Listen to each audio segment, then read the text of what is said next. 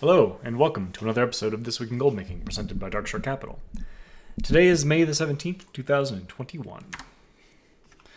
Our first topic for today is going to be the Weekly Standup. What have I been doing over the past week, and what am I planning on doing during the next week? So BOE flipping continues, not too much revenue from that as it is slowing down, just due to a lull in the patch cycle. We'll be, of course, expecting that to pick back up with the release of 9.1, but in the meantime, there's still gold to be made. And aside from that, the main thing I've been doing is ranking up my legendaries, which involves quite a few different things, from material acquisition to research on what the best pieces are to level up, and then, of course, doing the crafting itself. Over the next week, I'm going to be continuing to do those two things, as well as continue to look for any opportunities to do some gold boosting, particularly focusing only on PvE stuff, Mythic Plus, and potentially Torghast. As I alluded to earlier, the access to cheap materials when it comes to legendary bases is kind of my main hang-up at the moment. That, in addition to just access to liquid capital in which to make investments in materials. That's all related. Let's go on to the market update. So this week the theme is going to be mostly wrapped around blacksmithing, Shadowlands blacksmithing, as that's just what I'm kind of focused on at the moment. So here are the prices on the realm that I'm currently doing gold making on for all the different ores. The important ones, of course, being lithium, selenium, oxygen, sylvanir, and fadium ores. Kind of interesting that they don't share the same prices. In my estimation, I would have guessed that the ores that are found in Bastion and Maldraxxus would be the two cheaper ones, since those are the first two zones that players level through. But based on this information, it seems to be the opposite. So I'm not really sure where or how that's the case, but definitely something to be keeping an eye on. Token prices, US is at 157,000 gold, EU is at 230,000 gold. Not a huge change from last week. We are going to keep keeping an eye on this, of course, because there are some pretty big things on the horizon. TBC launch as well as 9.1, which have the potential to move the market on token prices. I've also included on the slide prices for ATVI, Activision Blizzard's stock, over the past week. They ended Friday at a $93.35. So, price of Activision stock has gone up quite a bit since we started, keeping track of it way back in the day when this presentation first started. A little bit more on that after the news. So, just some quick pieces of news. Obviously, this has happened already, the classic World of Warcraft auction house being closed for a few days before the release of the pre-patch for TBC. Nothing really too important to talk about there, other than the fact that I just think it's very interesting. It's kind of a historic moment. I don't think they've ever officially closed the auction house in either classic or retail World of Warcraft. Just kind of an interesting note. 9.1, nothing too crazy over the past week as far as gold making goes. There are some interesting things to talk about as far as reputation goes. The only main thing is the Crafter's Mark III, which is, of course, what you'll need in order to get the item level on your crafts up to like a new sort of base end game content level, for lack of a better word. That'll, of course, be replicated behind the new reputation that's coming in the next patch. All right, so as promised, I did actually take a look at Activision Blizzard's quarterly results for Q1 2021. And yeah, as it says in the slide, nothing too monumental as far as gold making in World of Warcraft goes. The one thing I did think was most relevant to that was pointing out that the monthly active users for Blizzard games are down on a quarterly basis, but they've seen more revenue over the time period. So if you've read anything or seen anything about this Q1 report in either like from Wowhead or other sources, they probably focused on the monthly active users being down. And realistically, when I looked at this data, I didn't really think it was significant. I think it was down like 3 million users. No. Yeah, around 3 million users. And if you look at the trend over time, it's not a huge move. Like, yes, it is down, but it's not down a lot. And it is across all of Blizzard's games. So I really can't read too much into it, and I don't think it's really something that needs to be heralded as a doomsday for World of Warcraft or Blizzard games in general. The other thing that I think is very significant to mention is the amount of revenue that Blizzard was able to bring in over the past year, 2020, is up significantly. And, you can probably write that off as people are at home spending more time on their computers, but, you can also write that off as people are enjoying Blizzard games more, or maybe it's the people that are playing the game are spending more money. I kind of don't think that's the case just based on my analysis of the monthly active users. So either way, this isn't really too important when it comes to gold making. We will likely be reviving the kind of more deep analysis spreadsheet that I have for Blizzard, Activision Blizzard as a whole, on an episode in the future, because that is something that I want to keep updated. It's just kind of an interesting thing, sort of tangentially related, more of a real life gold making situation. But for now, we'll just leave it at that. Nothing too interesting coming from the Q1 results, gold making wise. All right, so I do have a few more moves on my bullish and bearish sheet for this week. So first thing, Shadowland legendaries, and I have materials bolded here. So there's a number of different factors as to why I'm getting a little bit hesitant about the actual legendary items themselves. Number one, having gone through and starting to do the research on them myself, the margins are pretty rough at the moment, at least on my full population server in which I'm doing it. I've said from the beginning and from the get-go of that project, the goal was not to make money now. It was to be prepared for 9.1 when there will be many, many opportunities to hopefully make a ton of gold. Now, that said, the materials are a little bit less risky when it comes to Shadowlands legendary crafting. You don't have to invest a ton of time, effort, and straight up raw gold and vendor materials to level up your ability to flip materials. Those you can just keep an eye on the auction house, or make a predictive price target on what you think they're going to go to in 9.1 and then just buy everything out that meets that margin. So yeah, I think materials, and now's really the time to do it. This expansion is no exception. Every time a WoW expansion or a new material comes out, it'll be very expensive for the initial month or two and then tail off kind of exponentially and then level out. We're definitely in that level out period. We can definitely expect to see an increase in the price of Shadowlands materials come 9.1. So there you go. Use that information how you will. Callings mission tables, I think this is still something that you should be paying attention to and doing as much as possible, because historically they have been a good source of gold, and I don't think that this expansion is going to be any different. It's a little bit more involved this time around, since you've got to deal with sanctum upgrades, and the mission table interface is more complicated. But there's add-ons for that. We've talked about those before. Still definitely bullish on 4 gold boosting, specifically Mythic Plus and Torghast. And I guess rating falls in this category as well. I have been keeping an eye on chatter around gold boosting in the boosting communities. There was a big post on the WoW subreddit this week, which we'll be getting into that at a later point once I have a more fully fleshed out opinion on things. But that post did bring up some very good points, specifically regarding new player experience and player versus player content boosting. And I tend to agree with their opinions that were brought forth in that post as well.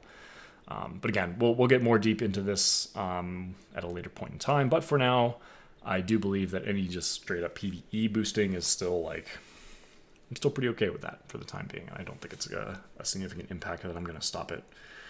Raid consumables. So again, in preparation for 9.1, you can expect raid consumables to rise in price once the patch hits, because we're all humans. We don't prepare properly. So if you can be smart and prepare now, you can make a profit. And then lastly, I wanted to add callings to the bullish section. This is sort of more of a, if anyone listening is kind of just trying to get into gold making or doesn't want to deal with a bunch of complicated stuff, just wants something that they can kind of put their head down on and just make enough gold to play the game. Just straight up just doing your callings on as many characters that you have maxed out and with decent gear will earn you a lot of gold. You get somewhere between 2,000 and 3,000 gold for each one you turn in. And then on top of that, you can get random pieces of gear, which you can disenchant or just sell. The reputation, I think, is another thing I wanted to bring up here, because as I learned while working on leveling up my Shadowlands blacksmithing legendary stuff, reputation actually plays a huge part in your ability to make a profit this expansion. Getting too exalted with a faction that sells the materials you need for vendor stuff this expansion makes a big difference. It's, I think, 7 gold, 20 silver for the luminous flux for blacksmithing, and 100 gold for arboreal shards if you have the exalted reputation. It's 120, 150, something like that if you don't. So it is 100% worth it to get your reputations leveled up. And callings are a great way to do that.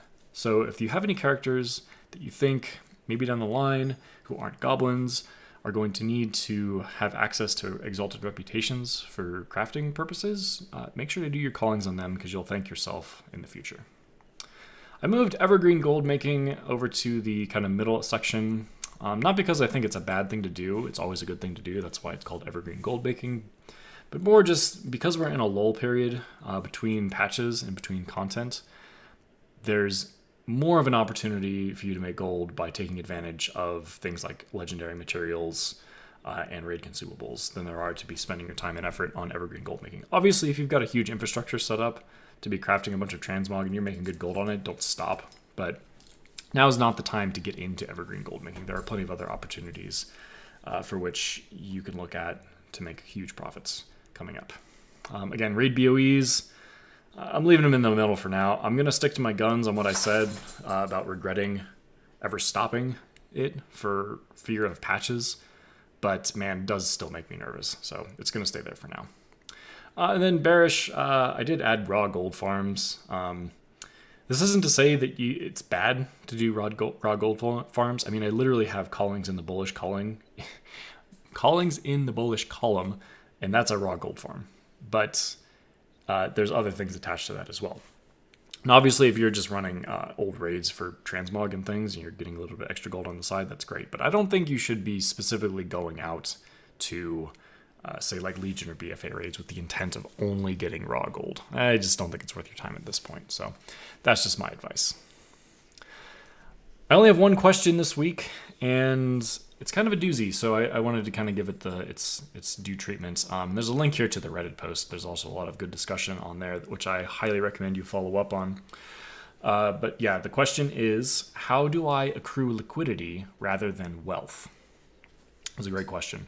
So just to break down the terminology a little bit, liquidity in this case refers to raw gold, like the actual number of gold in your inventory that goes up, versus wealth, which is, when you post up all your transmog on the auction house and then go look at TSM and it says you have 20 million gold worth of auctions posted, like that's your wealth, quote unquote, there. It's not easily convertible into liquid form, which you can use to, convert to other things.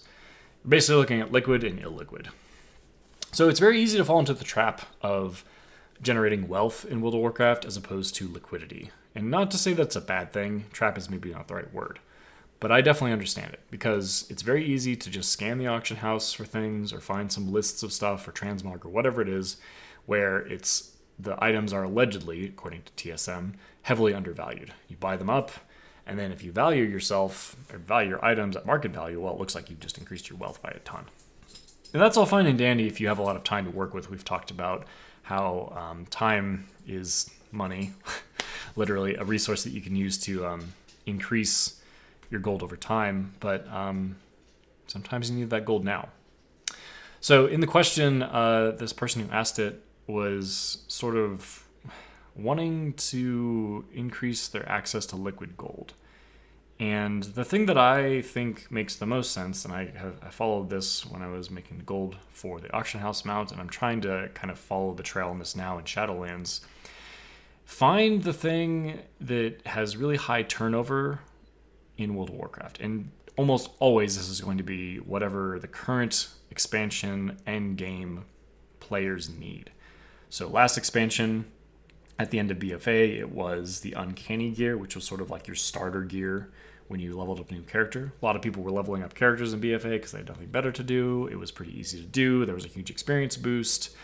And on top of that, there was a huge time gate in expulsum creation, which also helped, prop up the prices of those pieces quite a bit. But yeah, it was really high volume. You could make tons of sales, and that was a great way to accrue liquidity versus wealth. The idea coming into the next patch is that you're going to be able to do a similar thing with the legendary bases. Now, obviously, it's a little bit of a different situation. There's not going to be a legendary in every single slot on somebody's fresh character. And the crafting is, well, depending on how you want to look at it, more or less painful, more or less involved. A lot of people have some, maybe call it PTSD from scrapping 1 million bracers in the Scrapper last expansion, but we don't need to get into that. So yeah, and then the last thing I wanted to say in regards to this question is regarding something that's kind of a popular catchphrase in the world these days is FOMO. If you don't know what that stands for, it's an acronym that means fear of missing out. It can refer to just about anything. But in the post, in the question, the details of the post, the user said that it basically implied that they're sort of like chasing a bunch of different leads, or like the materials in one market are super low, so they get into it, and then like the opportunity just comes again and again and again. And to me, I'm not trying to accuse or blame the user at all for anything, but that to me sounds like something I've experienced too, where like, man, there's so many of these opportunities, I have to get into all of them. Like, man, there's cheap transmog and these cheap materials, and I might use these materials for this thing over here and this and that and the other thing. Then all of a sudden you're just completely overwhelmed, and you don't have a clear like path in front of you because you've got your hands in 15 different cookie jars and you don't know what to do.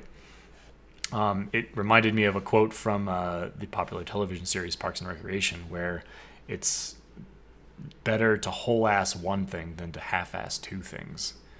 So that basic idea there is that instead of splitting your focus across many things, like just focus on one thing, do it really well, and then just you have to kind of sit with yourself and be a little bit zen about it, where like, yeah, there's going to be stuff you're going to miss out on, but you also have to realize that we're all humans and we can't get into everything. There's not enough gold, there's not enough time. That's just the way it is. So focus on the one thing, make a bunch of gold, be happy, and don't stress yourself out. That's going to do it for this week. I want to thank everyone for watching and listening. I really do enjoy making these presentations, and I certainly hope that you enjoy watching and listening to them. Again, my name is Andrew. Darkshore Capital is the company. We've got a hedge fund going on one of the servers in the US. Currently, it's kind of an exclusive deal. We're chronicling the trials and tribulations of it over on another series on the channel, if you care to check that out, or if you're listening on one of them podcast platforms, check out the YouTube channel, youtube.com/whatever, Darkshore Capital, search for it, you'll find it. And yeah, Twitter at DarkshoreCap, you can find me on there. We like to talk about gold making things. We had some pretty good back and forth this week on a few different topics. And lastly, always feel free to send me an email, darkshorecapital@gmail.com. Thanks so much, everyone. Have a wonderful week, and we'll see you next time.